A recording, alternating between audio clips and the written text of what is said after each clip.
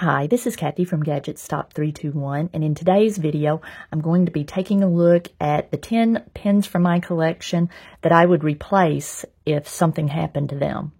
Now, you may notice that there are actually 12 pins here. I tried to narrow this down to 10, but this was as far as I could get it, and I got this idea from a video that Chris Signs made. She made a two-video series on pins she would replace and pins she wouldn't replace. And I love that whole concept of analyzing your collection based on that criteria, because making a video about your favorite pins, well, that can change from day to day. But your pins that you would replace, I feel like that will remain pretty constant.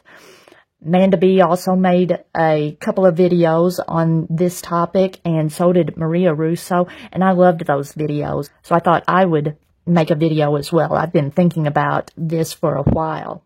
I'm going to do a writing sample with each pen with the ink that I consider its signature ink, the ink that I feel like the pen and ink bring out the best in each other and that I enjoy using the most. Now, all except for one of these pens, I'm going to just be dipping in the ink. So I'm going to start out with my Pilot E95S and KWZ Honey. My E95S has a 14 karat fine nib.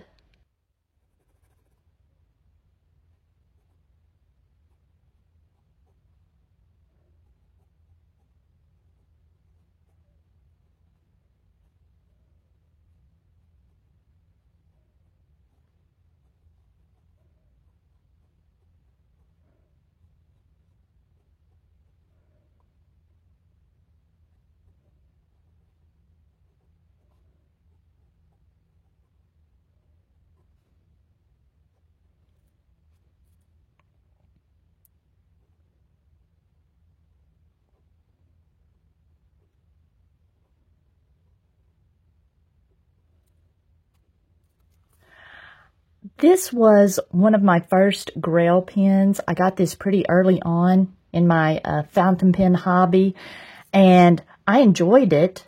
When I used it for the first time, it didn't jump out at me as being anything spectacularly different. The writing experience wasn't spectacularly different from, say, my Kaweco Sport that I had at the time.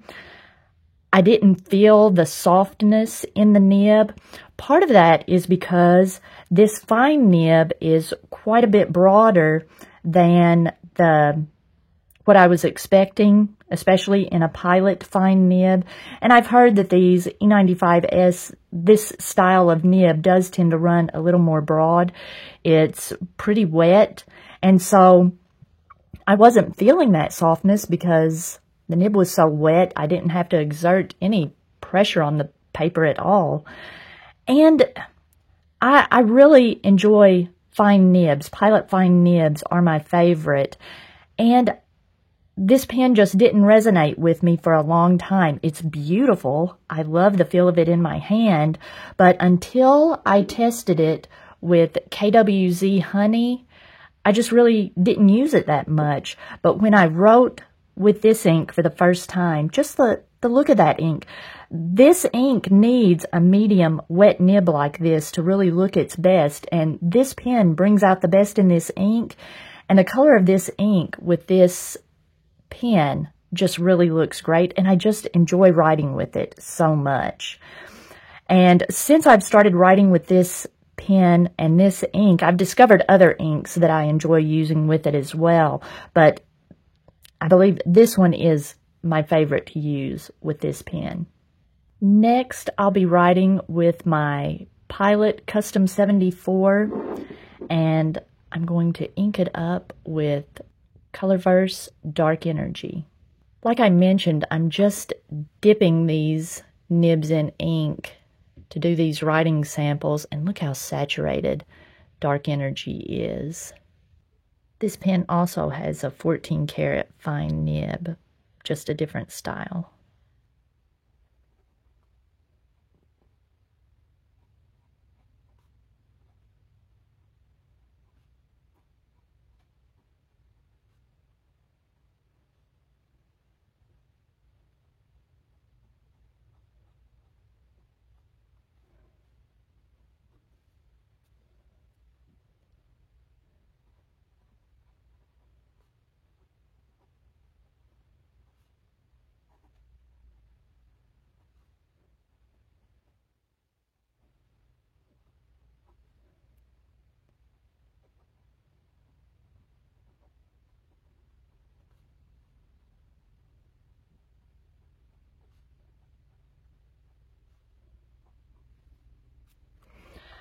The reverse writing is uniform, but just so very fine, it's not really practical for my use. But this is such a fine nib. This is Pilot fine nibs in this style are just the perfect line width for me for note-taking and whatnot. Now, this Colorverse Dark Energy, it's one of those inks that when I go back and reread it, I think, why is this ink one of my favorites? It's not a spectacular looking ink to reread, but something about writing with it, just the way the ink looks on the paper, there's just a tiny bit of almost silver sheen to it when it dries. It's just a very pleasant ink to take notes with. It's very saturated, and it's one of those inks that the writing process is enjoyable. And this pen is one that I can just write forever. My hand does not get tired. I have smallish hands, and I know the grip section is kind of small on these pens. Seems to be a common complaint for some people, but for me it just fits perfectly. I do want to mention that this was maybe the second gold nib pen that I got, and this pen, when I used it for the first time, I had that wow experience. Like, I felt the softness of the nib, and I've mentioned this before. The first time I used this pen, I thought, I don't need any other fountain pens. I can get rid of every pen I own. This will be my only pen, but that didn't happen. I got over it, but to me, this is a wow writing experience. Next, I'm going to be writing with a Platinum 3776, and I'm going to ink it up with Herbin Verdigris. This pen has a 14 karat medium nib, and you can see this ink is also coating the tip of the nib, but it's a much less saturated ink.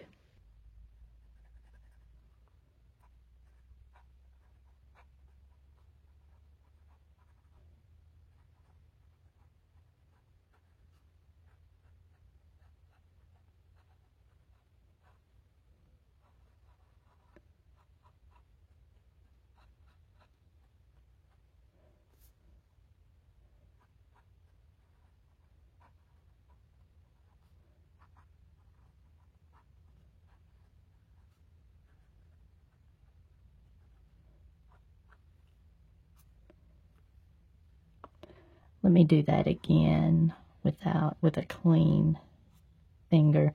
You can see this is a very low saturated ink.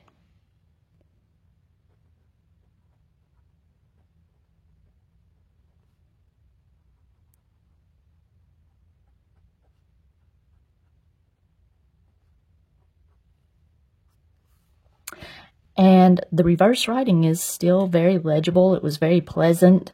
It's nice to have the ability to write consistently with a finer line, so that makes this nib very versatile. These type of low saturated inks, even though I'm a big fan of Pilot nibs, it's a little too unsaturated to use in a fine nib comfortably. And Pilot medium nibs with inks like this tend to, if you've ever experienced this, you'll know what I'm talking about. As you're writing, it will drag the ink to the end of your stroke. So it'll be whatever stroke you're making with the nib, it'll be very light at the beginning and much darker at the end, giving your writing a very splotchy look. Whereas with this Platinum medium nib, you still get some shading, but it's much less splotchy. And I just love the feel of the nib on the paper. I don't know if you'll be able to hear it. That scritchy, scratchy sound. I say scratchy. It doesn't feel scratchy. It's very smooth but feedbacky. You get the same feeling in each direction. It feels the same, so you don't have a scratchiness. I love this pen and ink combination. Next, I've got my Sailor 1911 in the standard size. It also has a 14 karat medium nib, and I'll be writing with the Atramentis Sherlock Holmes, which is just a rebranding of Night Blue.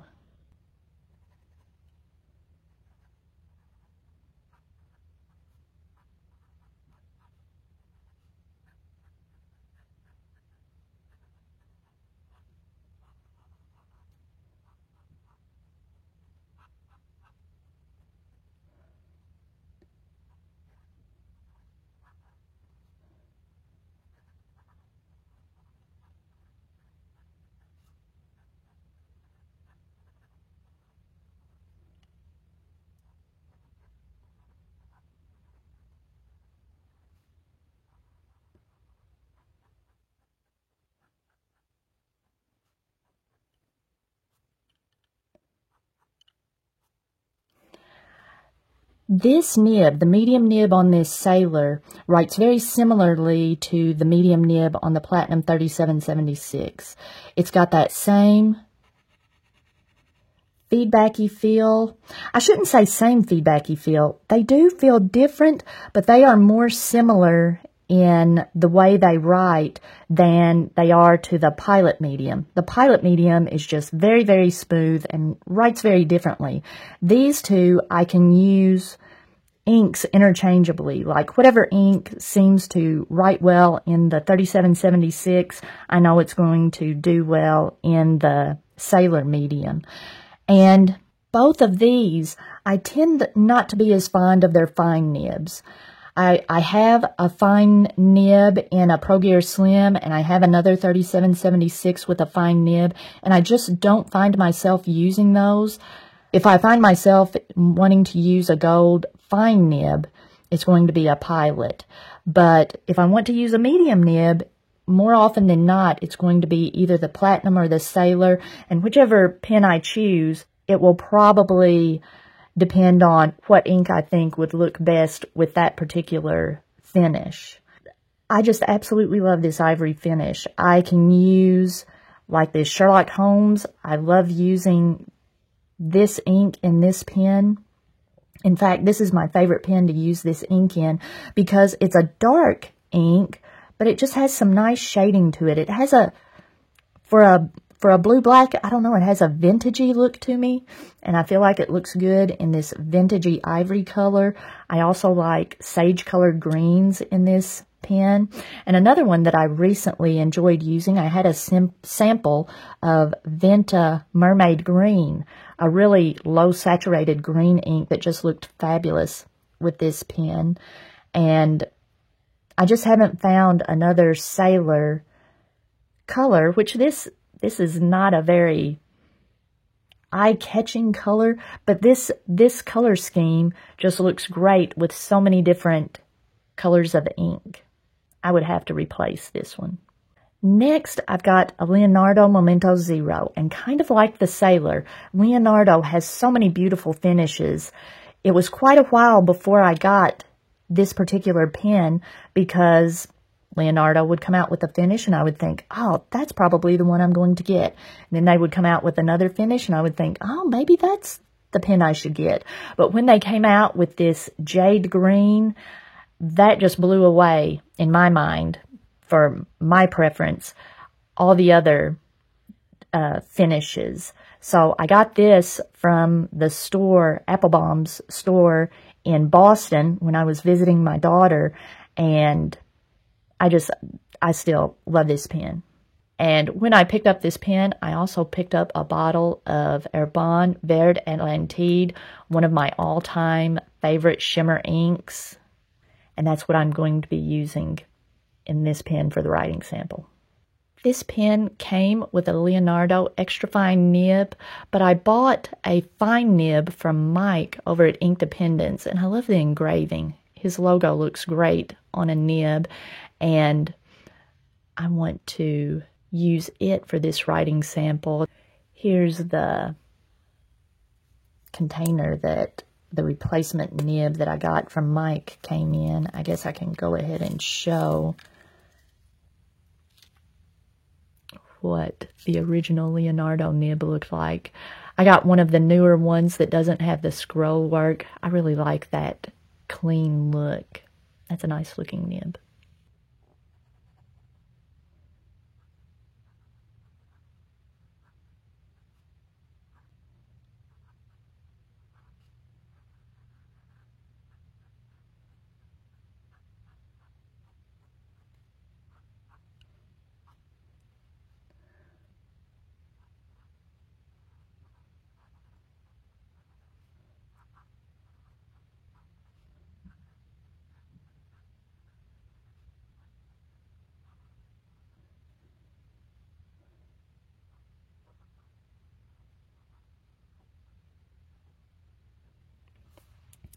The reverse writing is fantastic. You get a great extra fine line. It's not as useful with this lighter colored ink, but with a darker ink, that's a nice to have. I just absolutely love this pen and ink combination.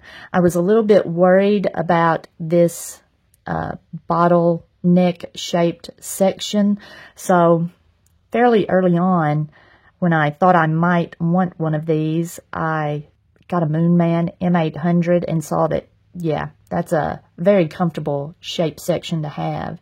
So I knew at that point I would be getting a Memento Zero. Now this was the first pen that I got with a number 6 size nib, I believe. I had a couple of number 6 size nibs that I had gotten from Anderson Pen, but they were stub nibs, so I wasn't using them for everyday writing. I was just using them for playing with ink. So at the time, I was hearing lots of people talking about how they were getting bored with JoWo number 6 nibs, and when I got mine, it was a pleasant change from the number 5 size nibs from all of my Pilot pens. So this is a nice change of pace for me. This writes more like my Platinum and Sailor medium nibs, so it's a nib size that I'm familiar with. But just having a longer nib, it's a different writing experience. It's different, but just as enjoyable, and a nice change of pace. Next, I've got my Lamy CP1. I'm going to ink it up with Yamabudo.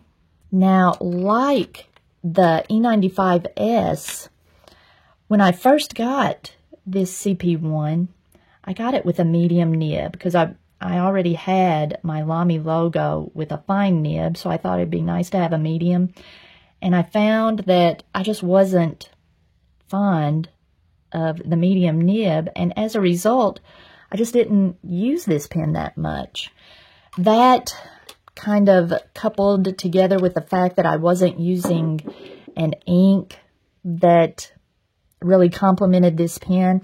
It wasn't until I tested it with Noodler's Cactus Fruit Eel and I put the extra fine nib. I bought an extra fine nib, replacement nib, and put on here. And when I wrote with it, with that Noodler's Cactus Fruit Eel, I just loved that pen and ink combination.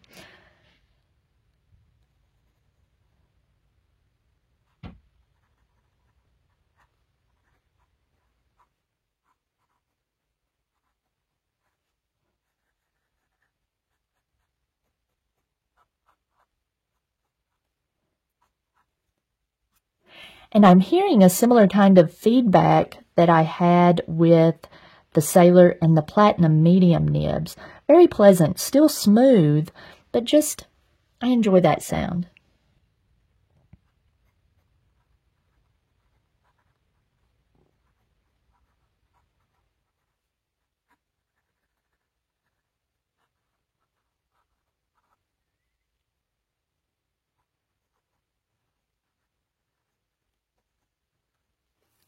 The reverse writing is slightly finer than the regular writing. Not a whole lot of difference, but in a pinch, if you need a finer line, you can get a little bit of one. And the reason I'm not using Cactus Fruit Eel in this pen is because I noticed as the ink was in the pen longer, the longer it took the ink to dry. It became more saturated, and so I was looking for an alternative, and Yamabudo is my go-to ink for this pen now. I just love it. Next, I've got one of my Pilot Lucinas. This one has a stainless steel broad nib, which is only available with the black finish, and I'm going to ink it up with Diamine Writer's Blood. This is one of those pen and ink preferences that are kind of a contradiction. Usually I prefer darker inks in finer nibs, but Writer's Blood is one that I prefer in a broad nib. And this was my first Pilot broad nib. That's what finally drove me to getting a Lucina.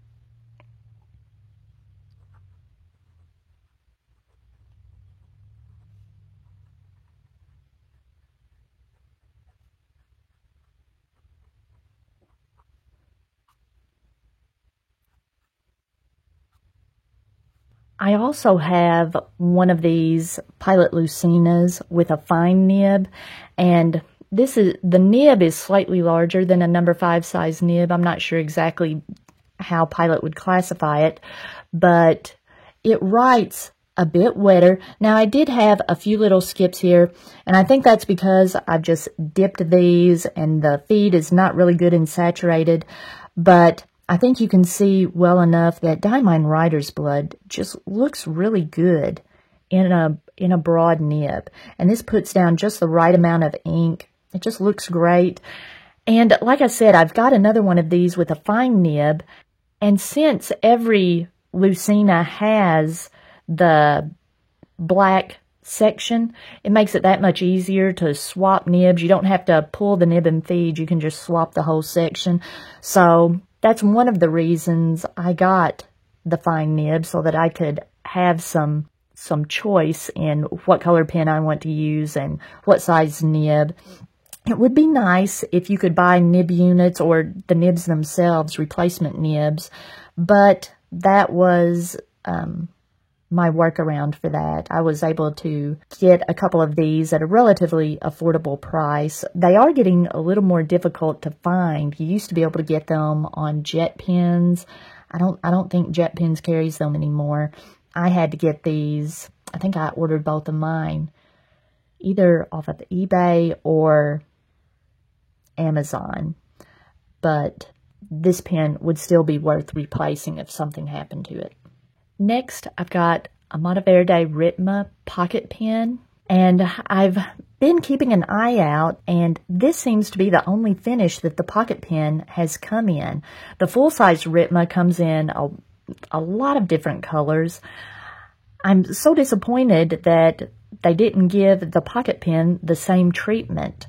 This is one of those pens. It was affordable enough. I think it was under $30. If they would sell these for anywhere from $30 to $40, I would buy multiples just to have different colors. Now, one of the downsides of this pen is I have had trouble finding inks that perform well in it, but Diamine Earl Grey is one that performs quite well. So that's what I'm going to be inking it up with today. I got mine with the miniature size Omniflex.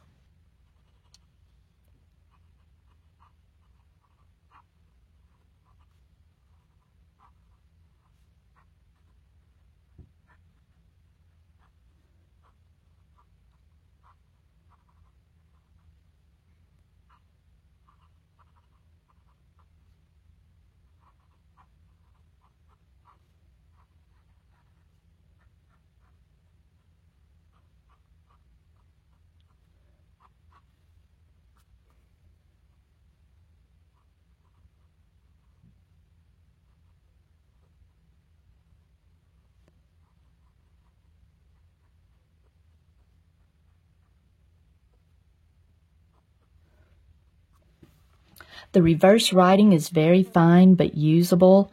The regular writing has a slight stubby quality to it, so I find the writing to have some nice character, and it looks really good. The finish of this pen with Diamine Earl Grey. I guess I need to write that.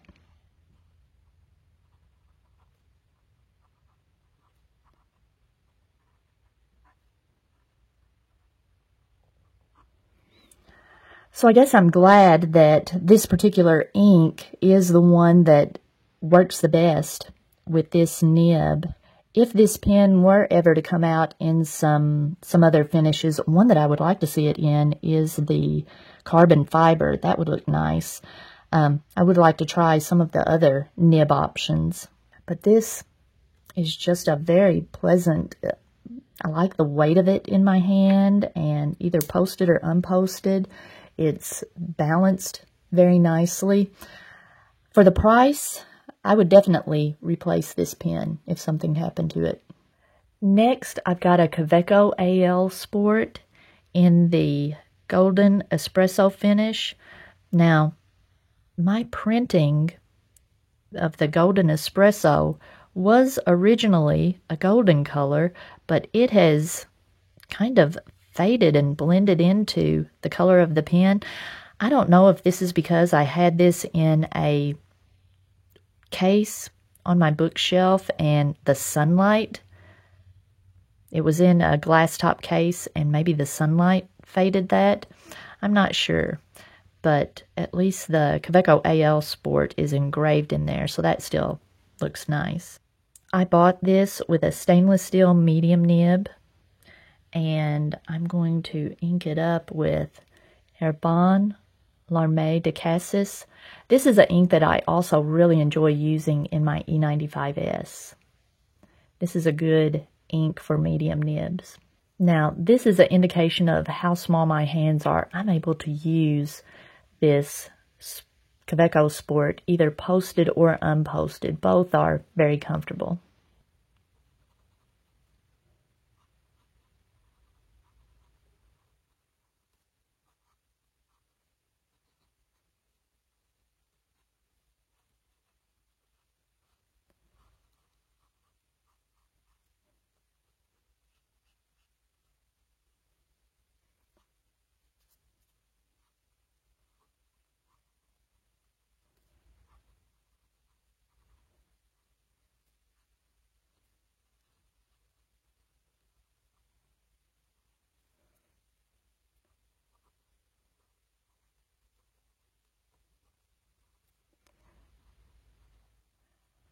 I kind of thought, I remember this medium nib being a better reverse writer than this. It's probably just on account of this particular ink is has such low saturation, but in a darker, more saturated ink, it is a decent reverse writer. Now, when I bought this brown pen, this was kind of like the same situation I was in with the Leonardo and the Sailor. There are so many beautiful AL Sports that I couldn't really decide which one. No one in particular stood out to me. But when they came out with this brown finish, and especially since it's not, some of the AL Sports have a more satiny finish to it. This has a little more texture to it. Not much, but you can feel it. It's more of a matte finish. I knew this is the one I wanted. And I bought a bunch of brown ink samples, and after trying one of them, I thought, a brown ink and a brown pen is just too much brown. I really like pretty colors in this brown pen. Greens are a color that I really like in it. Pinks and purples, things like that. Those are my favorites to use in this brown pen. And one of the things that makes this pen stand out is that you can buy replacement nibs. Like the Lamy, if you get a nib size that you're not particularly fond of, or if you just want to have some variety without having to buy multiple pens, you can buy replacement nibs. And that's what I did. I have one in every size except for a stub. I have stub nibs that I use for playing with ink. I don't really need a stub nib for this pen, an additional one. So I have a extra fine, a fine, the medium that came with it, a broad and a double broad, and I also got a 14 karat fine nib. So this is basically an entire pen collection in one pen. So if something happened to this pen, I would definitely replace it. Next, I've got the updated version of the Visconti Mirage. This is the Visconti Mirage Mythos. This was a Christmas gift from my husband, and it was a complete surprise. He talked to my sister to see what kind of pen I might like, and once I knew he was getting me a pen, and I knew that he had gotten it from Goulet Pens, so every day I would browse the Goulet Pens site, wondering what pen he got me, and I thought this might be a possibility because I thought if he talks to my sister, I know she likes her original Visconti Mirage, and he did. Now, I was hoping he would get me the blue finish, and when I opened it up and saw that he got me the brown, I thought, oh, I wish he had gotten the blue. But then when I saw this finish, I was like, no, he did good. The brown is beautiful. He knew I liked brown pens because I feel like browns, you can put any color ink in it and it's going to look good. And instead of getting a fine nib, I saw that he got a medium and I thought, this is a European medium. I know they run a little more broad than my favorite Pilot fine nibs. And when I inked it up and started writing, it was just gushing ink. I thought, oh no. Fixing a gushing nib is a little more difficult than fixing a dry writing nib. But I took the pen apart, flushed it, kind of pushed on the tines a little bit to kind of close up the nib slit. And I inked it up with a different ink just to see if that would make a difference. And it did. It's still a really wet writer, but it's enjoyable. So I've got this one inked up with Sukiyo. This is not known for being a dry writing ink. This is the second ink that I put in it. The first ink was Ackerman Israel Zablau, which is a drier writing ink, and I loved it. But I haven't been able to find that ink. I think it's discontinued, so I wanted a similar colored ink. So I tried Sukiyo, and even though it's a wetter ink, it's doing pretty well.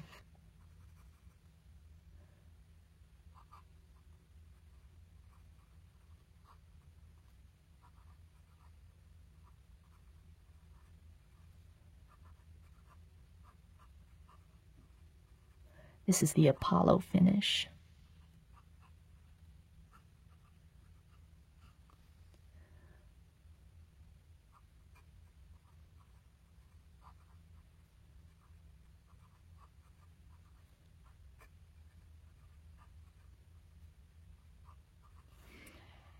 And this nib has that same scritchy, scratchy sound that the Sailor and the Platinum had.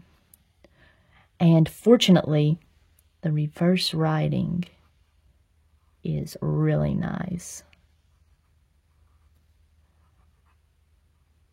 I've been using this, I can't talk and write at the same time. I've been using this to write in my Some Lines a Day journal, and let me show you how wet the regular writing is. Pretty wet.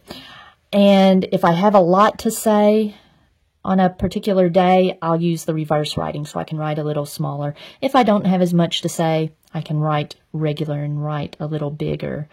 But I absolutely love the updates they've made to this pen. The section is beautiful. It's a metal section, but I am quite certain that there's a clear lacquer finish over this.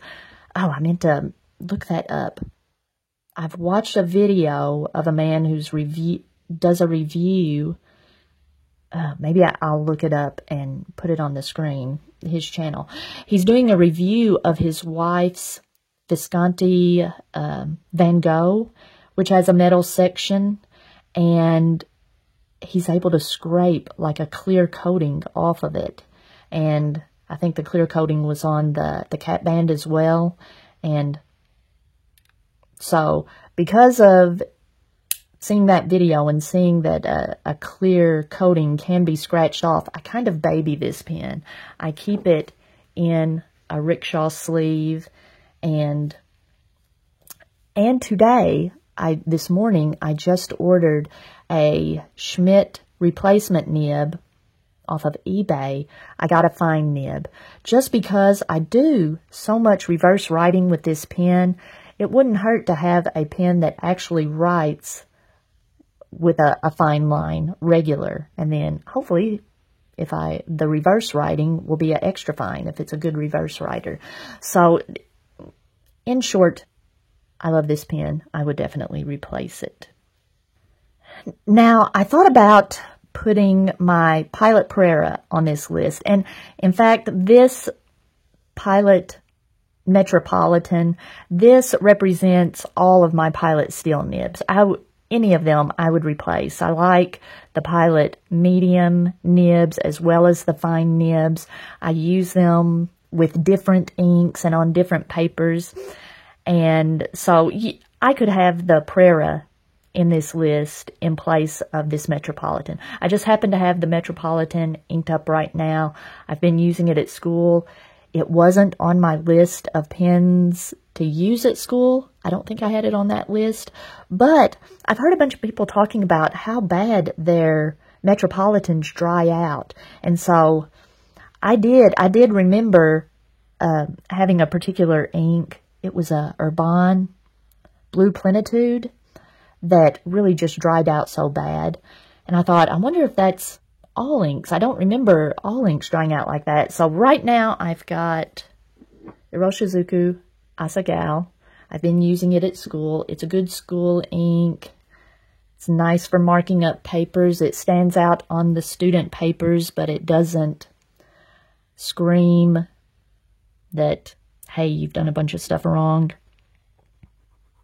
Well, look at that. Had a little bit of a hard start there. I haven't noticed that as I've been using it, but I have been using it every day.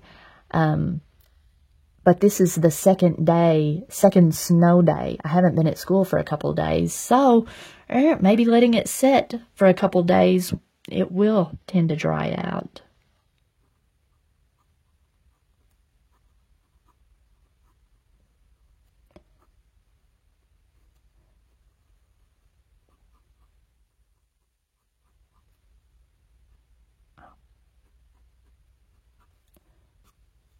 The thing I like about all of the Pilot steel nibs is the interchangeability. Like this section is the exact same section that's on a 78G. So you can switch the entire section. Now the section on the Prera is different. And the section on the, what's the little Plumix and the Pluminix, those are different sections, but the nib and feed is easy enough to just pull out. They're friction fit and you can switch them. I have only had one Pilot steel nib. Oh, look at that. Wow. Now this has not been dipped. This is actually inked up. I've got the converter inked up. So this is kind of surprising me. I've had, wow. Huh.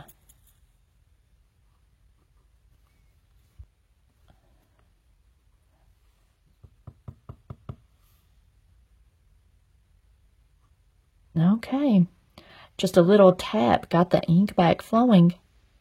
That was a surprise. Let's see, what did I say? I've got this inked up with Asagao. So this pen has gone 2 days without me using it. And I haven't noticed that. Like going over a weekend, actually it doesn't. Over a weekend, I'm still grading papers. So when I'm using this pen every day, I haven't had this issue, but let's see. The reverse is not that much finer than the regular writing, but the regular writing is very fine to begin with. So I guess everybody's right who talks about this nib being, or it's not so much the nib, I'm sure it's the cap that is not sealing as well as my Prera. I've never had any issues with it. It must have a better cap seal, I guess. But that being said, I would still replace this pen. I like the feel of it in my hand. It's inexpensive. I don't use it a ton, but in a situation like taking it to school, I'm at a place where it could get dropped, it could get lost. This is a pen I wouldn't cry over if I lost it, but I would still replace it. And that fine nib is just one of my all-time favorites. And finally, I've got my Faber-Castell Ambition. Now, the only reason this is making the list is because just recently I found that I was able to get replacement nibs. I bought this originally with an extra fine nib, and it is a fantastic extra fine nib, but I don't use it a ton. My favorite ink to use in this has always been Iroshizuku Konpeki. This flamingo pink color I think looks great with that Konpeki turquoise. But that's a pretty narrow use. I don't use Konpeki a ton, but this is a beautiful pen. I've always liked the look of the Ambition. For me, it's comfortable. I know a lot of people gripe about the design here, but I don't hold it on the section, and it does have kind of a sharp, abrupt step there. I hold it above that. I don't think this is intended to be a grip section per se, but I came across replacement nibs on Amazon, and I got a broad, and the broad just writes beautifully. The reverse writing is a nice medium, and just this morning I purchased a medium nib. That will give me a nice range, a extra fine, a medium, and a broad. Those, along with their reverse writing. Hopefully the medium nib will be a good reverse writer, and I'll have lots of nice options.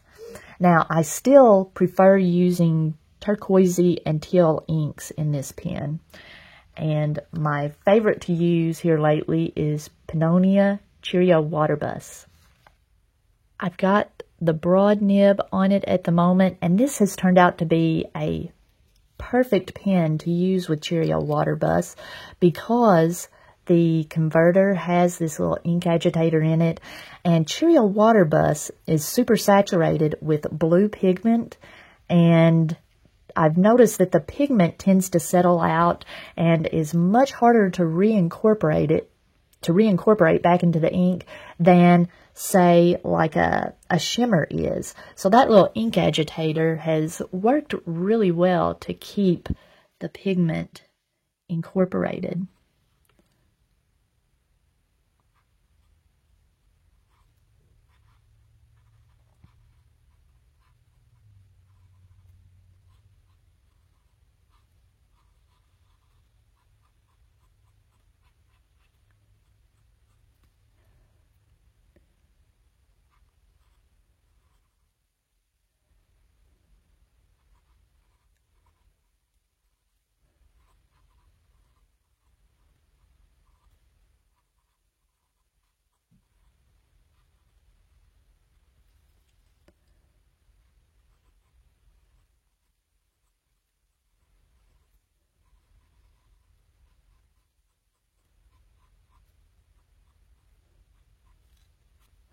And here's the wetness of the regular writing.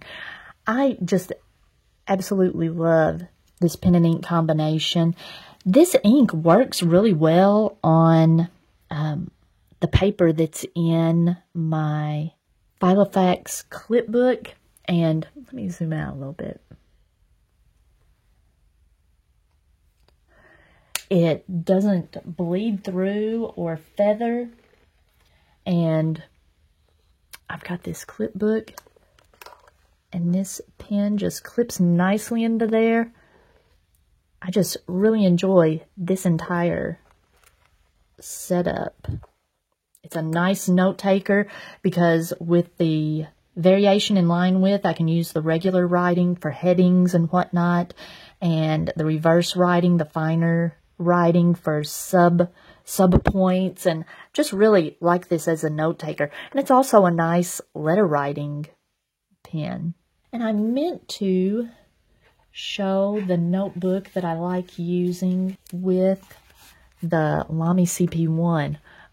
A Maruman spiral notebook is the perfect notebook to use with a CP1. Look how that fits in there.